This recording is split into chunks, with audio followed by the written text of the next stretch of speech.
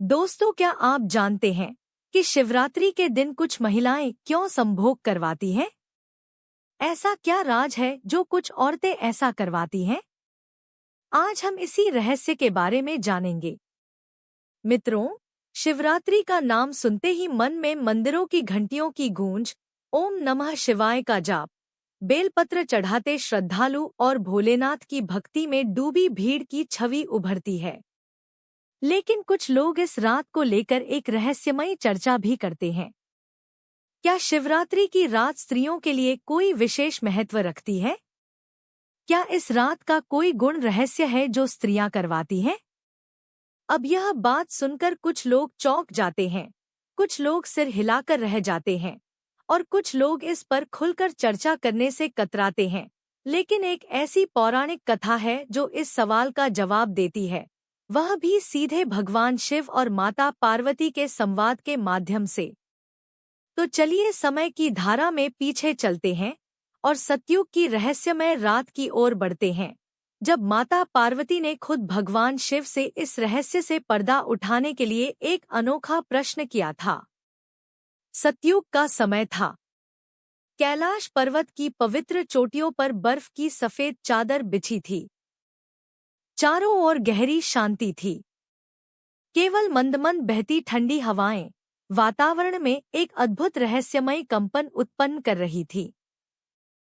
चंद्रमा अपनी हल्की दूधिया रोशनी से इस दिव्य स्थान को और अधिक शांत और अलौकिक बना रहा था। माता पार्वती उस रात गहन ध्यान में बैठी थी।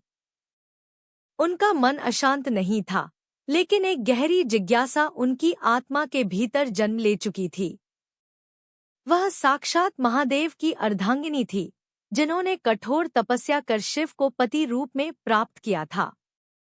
लेकिन एक प्रश्न था जो सदियों से अनुत्तरित था। क्या स्त्री और पुरुष का मिलन केवल संतान उत्पत्ति के लिए होता है या इसमें कोई आध्यात्मिक रहस्य भी छिपा है? माता पार्वती को यह प्रश्न केवल एक पत्नी के रूप में नहीं, बल्कि एक साधिका के रूप में भी उद्वेलित कर रहा था। उन्होंने अपने चारों ओर नजर घुमाई। कैलाश पर्वत की गहराइयों में अनेक साधक समाधि में थे जो मोक्ष की प्राप्ति के लिए शिव की उपासना कर रहे थे। लेकिन इस प्रश्न का उत्तर कोई साधक नहीं, बल्कि स्वयं महादेव ही दे सकते थे। उन्होंने अपने मन की बात शिव से पूछने का निश्चय किया। वे धीरे धीरे महादेव के पास पहुंची। शिव अपनी गहरी ध्यान अवस्था में थे। उनके चारों ओर दिव्य आभा थी। शरीर पर भस्म की धूल, गले में नाग और जटाओं में बहती गंगा की धारा। उनकी तीसरी आंख हल्की स्पंदित हो रही थी, मानो किसी अनंत रहस्य की ऊर्जा उनके भीतर प्रवाहित हो रही हो। माता पार्वती ने उनके पास बैठकर कोमल स्वर में कहा, प्रभु, मैं आपसे एक प्रश्न पूछना चाहती हूँ। शिव ने अपनी तीसरी आंख आधी खोली और मुस्कुराए। वे जानते थे कि यह कोई साधारण प्रश्न नहीं होगा। उन्होंने गंभीरता से कहा, पूछो देवी, तुम्हारी जिज्ञासा क्या है? माता पार्वती ने संकोच के साथ अपनी बात रखी।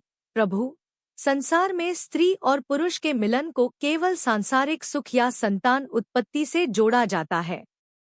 क्या यह मिलन केवल इतना ही सीमित है? क्या इसमें कोई आध्यात्मिक रहस्य भी छिपा है या फिर यह केवल एक लौकिक प्रक्रिया है जिसे संसार के संतुलन के लिए बनाया गया है? शिवजी थोड़ी देर मौन रहे। उनका यह मौन साधारण नहीं था, यह एक गहरी अनुभूति का प्रतीक था।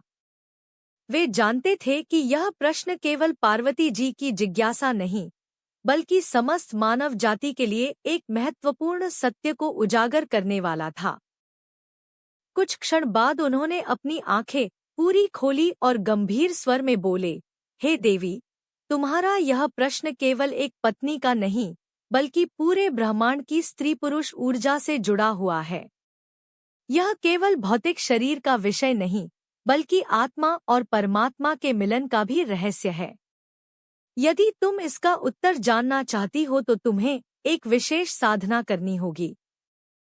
तुम्हें अपनी चेतना को ऊंचे स्तर तक ले जाना होगा, तभी तुम इस रहस्य को समझ पाओगी। माता पार्वती थोड़ा चौंक गई। वे तो केवल एक प्रश्न का उत्तर चाहती थी, लेकिन शिवजी ने उन्हें साधना करने को कहा। उन्होंने मन ही मन सोचा, क्या यह रहस्य इतना गहरा है कि इसे केवल शब्दों में नहीं समझाया जा सकता। लेकिन वे शिवजी की लीला और उनके ज्ञान पर पूर्ण विश्वास करती थी। उन्होंने बिना किसी संदेह के कहा, प्रभु, मैं तैयार हूँ। मुझे बताइए कि मुझे क्या करना होगा। शिवजी ने गंभीरता से कहा, आज की रात्रि अत्यंत विशेष है। यह रात्रि केवल समय का एक टुकड़ा नहीं, बल्कि ऊर्जा का एक द्वार है। जब यह रात अपने चरम पर पहुंचेगी, तब तुम्हें एक विशेष साधना करनी होगी। यह साधना तुम्हारी चेतना के उन द्वारों को खोलेगी जो अब तक बंद हैं। यदि तुम इस साधना को सही प्रकार से कर पाई तो तुम्हें उस रहस्य का अनुभव होगा जिसे शब्दों में व्यक्त नहीं किया जा सकता। माता पार्वती ने श्रद्धा से सिर झुका दिया। वे जान गई थी कि इस साधना के माध्यम से उन्हें वह गूढ़ सत्य प्राप्त होगा जिसे केवल सिद्ध साधक ही समझ सकते हैं। माता पार्वती ने महादेव की आज्ञा का पालन करते हुए ध्यान मग्न होने की तैयारी की। उन्होंने शिव द्वारा बताए गए स्थान पर एक श्वेत वस्त्र बिछाया और उत्तर दिशा की ओर मुख करके बैठ गईं। उनका मन एकदम शांत था, लेकिन भीतर कहीं एक हलचल भी थी। आखिर इस साधना में क्या रहस्य छिपा है? महादेव ने माता पार्वती को निर्देश दिए थे कि यह साधना 3 चरणों में पूरी होगी। सांसारिक चेतना का त्याग, अर्थात शरीर और इंद्रियों से ऊपर उठना। आध्यात्मिक ऊर्जा का अनुभव, अर्थात सूक्ष्म ऊर्जा के स्तर पर प्रवेश। परम सत्य की अनुभूति, अर्थात शिव शक्ति के वास्तविक स्वरूप को जानना। माता पार्वती ने अपनी आंखें बंद कर लीं और धीरे धीरे गहरी सांस लेने लगी। उन्होंने महादेव के दिए हुए बीज मंत्र का जाप प्रारंभ किया। एयूएम हरीं क्लीं शिवाय स्वाहा। यह मंत्र साधारण नहीं था, यह ऊर्जा का द्वार खोलने वाला मंत्र था। जैसे जैसे उन्होंने इसका जाप किया, उनके शरीर के भीतर एक दिव्य कंपन उत्पन्न होने लगा। कुछ ही क्षणों में माता पार्वती ने अनुभव किया कि उनका शरीर अत्यंत हल्का हो रहा है। ऐसा लग रहा था जैसे वे धीरे धीरे भौतिक दुनिया से अलग हो रही हैं। उनकी चेतना अब सांसारिक नहीं रही, यह किसी अदृश्य मार्ग पर आगे बढ़ रही थी। जैसे जैसे साधना गहराई, माता पार्वती ने एक अद्भुत दृश्य देखा। उनके चारों ओर सुनहरी आभा फैलने लगी।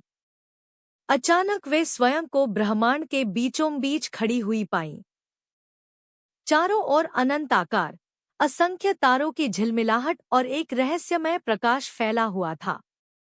तभी उन्होंने देखा कि सामने स्वयं महादेव प्रकट हो गए, लेकिन यह वही महादेव नहीं थे जिन्हें वे जानती थी।